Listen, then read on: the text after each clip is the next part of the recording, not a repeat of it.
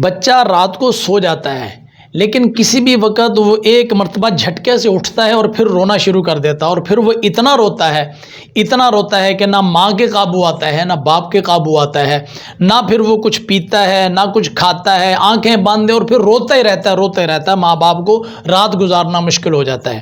ایسے بچوں کے لیے میں آپ کو ایک عمل بتا رہا ہوں، وہ آپ نے کرنا ہے، اور انشاءاللہ آپ کا بچہ رات کو نیند سے کبھی ڈر کر نہیں اٹھے گا۔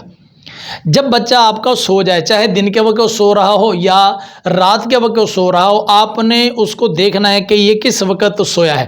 جب بچہ سویا ہوا ہو تو سوتے ہوئے پر آپ نے یہ پڑھائی پڑھ کر دم کرنا ہے۔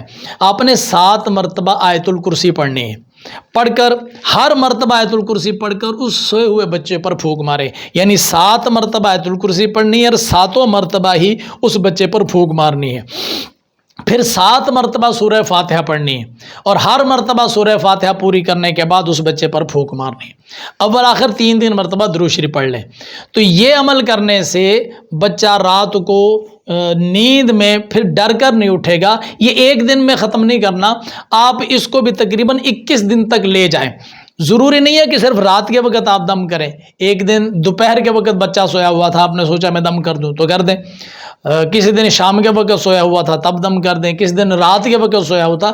یہ ٹائم کی کوئی پابندی نہیں ہے، لیکن 24 گھنٹے میں 1 مرتبہ یہ دم آیت الکرسی کا اور سورہ فاتحہ کا لازمی کرتے رہیں۔ انشاءاللہ آپ کا بچہ کبھی بھی رات کو پھر سوتے میں ڈر کر نہیں اٹھے گا۔ جب سوئے گا تو پوری نیند سوئے گا، اور جب اٹھے گا تو خوش و خرم اٹھے گا۔